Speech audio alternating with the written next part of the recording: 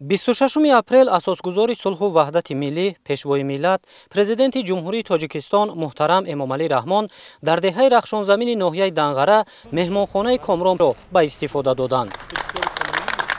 иншооти хизматрасонӣ бахшида ба ҷашни 35-солагии истиқлолияти давлатии ҷумҳурии Тоҷикистон бо фаъолсозии нақши бахши хусусӣ дар пешрафти соҳаҳои иқтисодию иҷтимоӣ аз ҷониби соҳибкор Комрон Солеҳзода сохта шудааст. масоҳати меҳмонхона 238 метри мураббаъро ташкил намуда аз 5 ошёна иборат мебошад. асосгузори сулҳу ваҳдати миллӣ, пешвои миллат, президенти ҷумҳурии Тоҷикистон муҳтарам Эмомалӣ Раҳмон, хуш омадед ба меҳмонхонаи Комрон. Добро пожаловать, лидер нации, в гостиницу Комрон. Welcome, the leader of the nation, to the Комрон Hotel. 欢迎来到在Комрон酒店.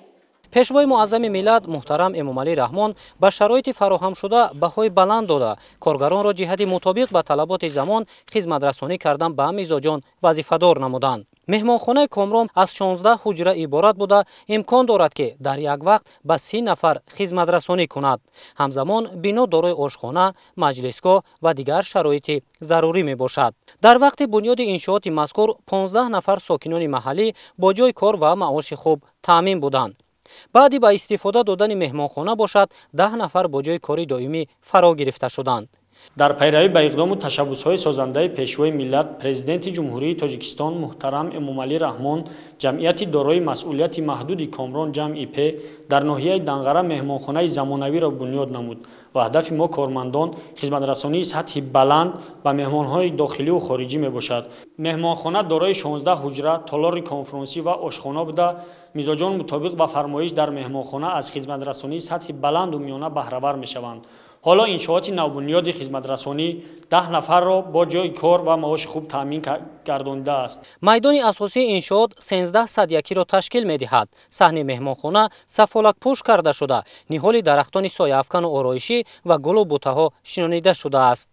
ноҳияи Данғара ки дорои табиати дилфиреб ва мавзеъҳои таърихӣ мебошад, бунёду ба истифода додани меҳмонхона ва ба талаботи сатҳи ҷаҳонӣ мутобиқ гардонидани шароити хизматрасонӣ ба пешрафти соҳаи сайёҳӣ мусоидат мекунад.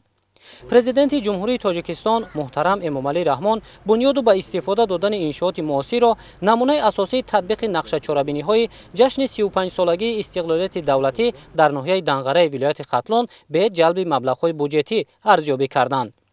меҳмонхона аз ҳисоби маблағҳои ҷамъияти дорои масъулияти маҳдуди Комрон ки аз соли 2003 инҷониб фаъолият мекунад, сохта ба истифода дода шудааст. мо соҳибкорони ҷавон аз дастгириву таваҷҷӯҳои пешвои муаззами миллат, президенти ҷумҳурии Тоҷикистон муҳтарам Эмомалӣ Раҳмон бисёр хушҳолу сипосгузорем. миннатдории худро барои дастгириву ғамхориҳои доимӣ ба сарвари давлат муҳтарам Эмомалӣ Раҳмон мерасонем. таҳкими корҳои ободонӣ ва бунёду ба истифода додани иншооти гуногун аз ҷониби намояндагони бахши хусусӣ пешрафти дучанди соҳаҳои иқтисодиву иҷтимоиро таъмин ва ба беҳтаршавии сатҳи зиндагии мардум мусоидат мекунад. меҳмонхонаи Комрон дар шафати роҳ воқеъ мебошад ва сайёҳону меҳмонон метавонанд минбаъд аз хизматрасонии сатҳи баланди он дар ноҳияи Данғара баҳравар шаванд.